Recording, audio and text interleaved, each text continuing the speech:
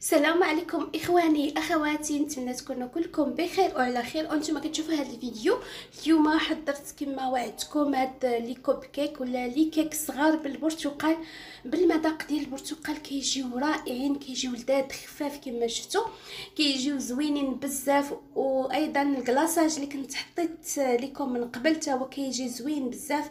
نتمنى انكم تجربوا هاد الوصفات السهله للاطفال ديالكم ولعائلتكم.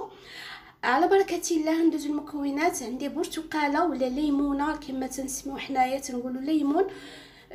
كل بلاصه وكيفاش تيسميو. المهم انا غنحك ليها القشره الفوقانيه اللي كتكون على برا، يعني ديك القشره اللي تتكون برا. يعني نحاولوا اننا ما ندخلوش ما نحكوش نوصلوا ديك القشره البيضاء بهذا الشكل هذا كما شفتوا. غنحكوها كامله، يعني غنحتاجوا ديك القشره لان هي اللي فيها المذاق كامل وكتعطي واحد لوغو زوين بزاف.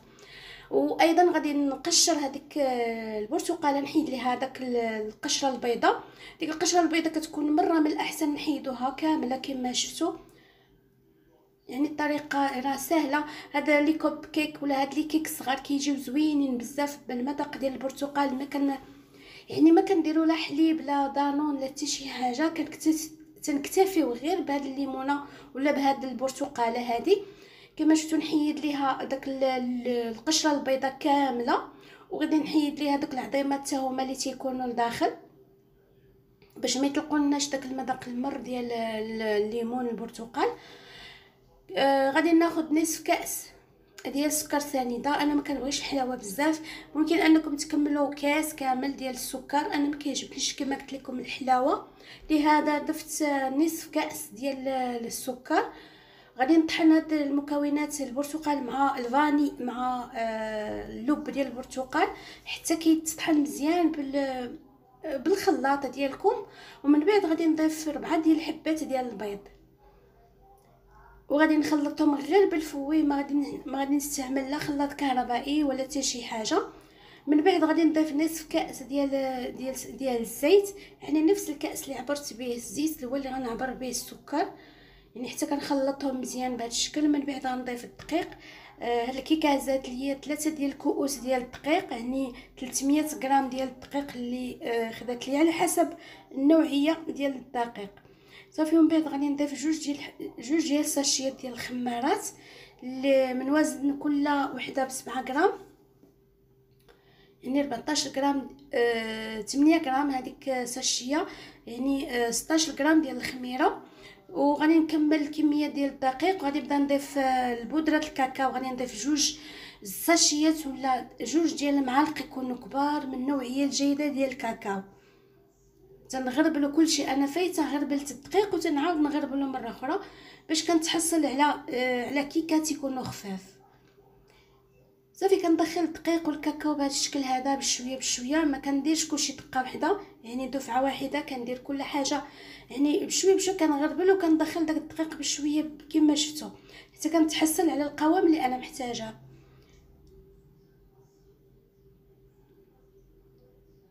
صافي. بهذا الشكل هذا غادي نكمل الكميه ديال الدقيق اللي عندي.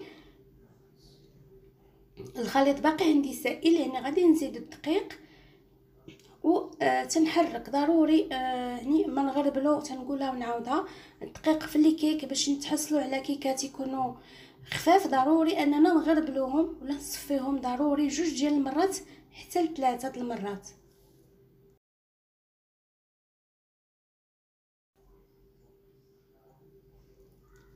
الكيك باقي عندي شويه خفيف، غادي نكمل الكميه ديال الدقيق اللي كاينه عندي. يعني الكيك واخا تشوفوه تيبان لكم بحال الا ثقيل شويه، ولكن هو راه خاصو يكون بحال هكا. صافي. هذا هو القوام اللي غادي نتحصل عليه. تيكون شبه ما تيكونش ثقيل بزاف وما تيكونش. نتوما شفتوا القوام ديالو كيفاش خصو يكون. غناخذ هاد لي مول هادو اللي تيكونوا المول العجيب، النوع اللي تيكون صغير. غادي نعطيكم واحد لاستيوس كنديرها في لي كيك ديالي باش ما كيلصقش ليا وكيعطيني واحد ديك الواجهه، ولا ملي تنقلب الكيك ما تعطينيش داك اللون شهب. كناخذ معلقه ولا على حسب الكميه. المهم غادي ديروا بحال عجينه ديال الدقيق مع الكاكاو وكنخلطوها بالزيت بهذا الشكل هذا. ما تكونش ثقيله بزاف وما كتكونش خفيفه، القوام ديالها تيكون بحال هكا. صافي هي باش كندهن المولات ديالي. الا كان عندكم الكيك بالفاني يعني الكيك بيض ما كنديروش الكاكاو. الا كان عندكم الكيك بالكاكاو راكم كديروا شويه ديال الكاكاو باش كيجيكم لون بني وما كيجيكمش دوك لي كوب كيك ملي تقلبوهم ما تيجيوش فيهم داك اللون شهب، تيكون داك اللون ديال الكاكاو باين وواحد اللون زوين بزاف كيعطي في الكيكات ديالكم. صافي كندهن بهذا الشكل هذا يعني بحال اللي كندهنوا الزبده والدقيق، غير هذه الطريقه احسن من الطريقه اللي كنديروا الزيت ولا الزبده عاد كنرشوا بالدقيق، هذه احسن. يعني هذه هي الطريقه اللي كندير انا كاع الكيكات ديالي. صافي حتى كندهنهم كاملين بهذا الشكل. صافي كناخذ الخليط ديال الكيك كنوضع، ما كنعمرش المولات حتى للفوق، يعني كنخلي واحد ليسباس هكا باش كيتنفخوا. كنكون شاعله الفران مده ديال يعني تنكون شاعله الفران على 200 درجه من الفوق ومن التحت، ولكن ملي كيسخن كنطفي الفوق كندخلهم يطيبوا. شوفوا ملي كيطيبوا دغيا كيزولوا من المولات ديالهم واللون ديالهم كيجي كيشهي غزال بزاف. ممكن اننا نقدموهم في كويطات بهذا الشكل، ولا ممكن اننا نقدموهم بحال الكاطو سواغي كيجيو زوينين ولذاذ بزاف. نتمنى الصراحه انكم تجربوهم، واللون ديالهم كيجي ما تيجيش باهت، كيجيو خفاف بزاف وداك البرتقال اللي راني طحنت معاهم كيعطيهم واحد الطراوه من الداخل. هذا هو الكلاصاج اللي كنت حضرت معكم في الفيديو قبل، كلاصاج اقتصادي ممكن اننا نزينو به. هذا الكلاصاج هذا معتمد عندي، كنديرو ديما اقتصادي وسهل دغيا كيوجد، يعني ما فيه لا جيلاتين لا مايزينا لا جلوكوز لا حتى شي حاجه، يعني كلاصاج اقتصادي. ممكن اننا نحضروا بكميه كثيره ونخليوه عندنا في الثلاجه ونزينوا به الحلويات ديالنا. شوفوا كيفاش كيجي الكلاصاج لامع، وايضا لي كوب كيك ديالنا كيجي هكايا زوين وخفيف. ملي كننزل هكا بالفرشيطه شوفوا كيفاش كتنزل بسرعه، كيجي خفيف بزاف ولذيذ، وايضا داك الكلاصاج كيعطي واحد المذاق. انا زينتهم بطريقه اخرى، يعني درت كريم شونتيي ودرت هكايا عليهم البودره ديال الكاكاو، ولا ممكن انكم ديروا بحالي انا كيعجبني هاد الطريقه هذه، نكب عليهم لاصوص من الفوق. لاصوص تكون دافيه ما تكونش بارده باش كتنزل هكايا في الجناب. كيجي واحد المزيج ما بين المذاق ديال البرتقال والمذاق ديال الشوكولا، كيجي رائع بزاف. بغيت نوريكم عن قرب. شوفوا كيفاش كتجي، يعني كيفاش كيجيو هذوك لي كوب كيك، يعني من برا كيجيو هكا اللون موحد، يعني ما فيهمش داك البيوضيه ديال الدقيق، كيجيو زوينين بزاف.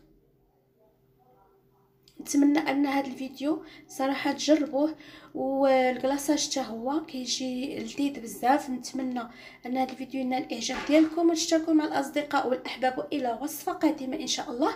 شكرا لكم على المتابعه والى اللقاء.